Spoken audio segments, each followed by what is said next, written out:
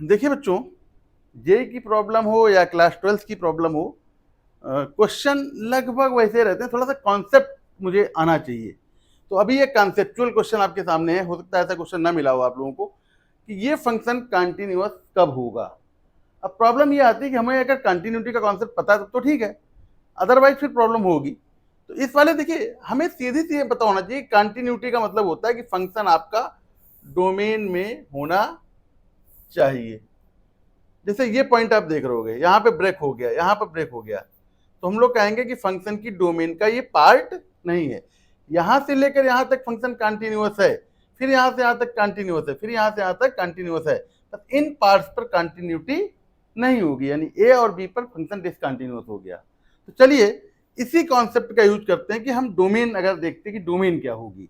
तो इस फंक्शन की डोमेन को निकालना है, तो बच्चों 1/√f(x), this is the concept. अगर ये फंक्शन हमारे सामने है तो याद रखिएगा कि f(x) जीरो नहीं होना चाहिए कभी भी, और f(x) निगेटिव तो हो ही नहीं सकता क्योंकि रूट है, तो ये वैल्यू एग्जिस्ट करेगा डोमेन के लिए।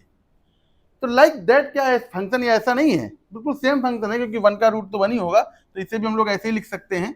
अगर इसको कंपेयर कराएंगे तो यहां से देखिए वैल्यू निकल के आ जाएगी tan inverse x² minus 4x plus 3 greater than 0।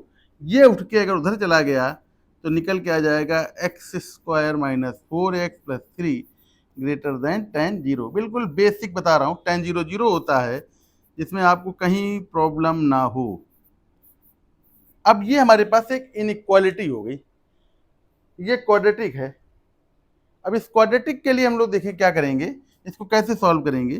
तो ठीक है, इसके फैक्टर हो जाएंगे x माइनस 3 x माइनस 1, क्योंकि देखिए ये प्लस है ना, इसलिए दोनों माइनस में ही आएंगे, ये भी आपको जाना चाहिए।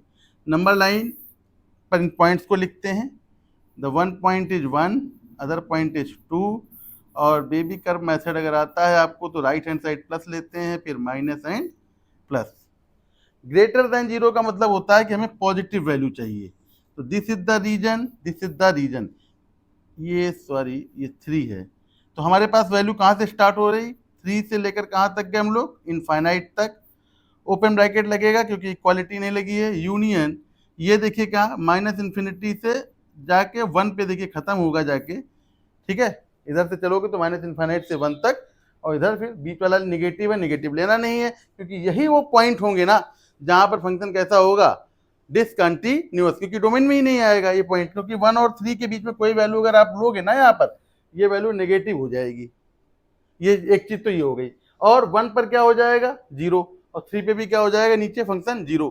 अगर नीचे 0 हो गया तो 1/0, फिर फंक्शन ये भी नॉट डिफाइन है, तो उस पॉइंट्स के लिए डिफाइन नहीं होगा, तो वो पॉइंट्स हम लोग नहीं लेंगे। तो this is the right answer I think, and option is this, C option हो गया। क्वेश्चन आसान था, समझने की बात थी कि जब कभी भी कंटिन्यूटी चेक करनी हो हमें ये देखना है कि उसकी डोमेन क्या है, क्लियर थिंग्स। डोमेन, हम अगर डोमेन में आ रहे हैं तो ठीक है, अगर डोमेन में नहीं आ रहे तो उन पॉइंट्स को आप माइनस कर दीजिए।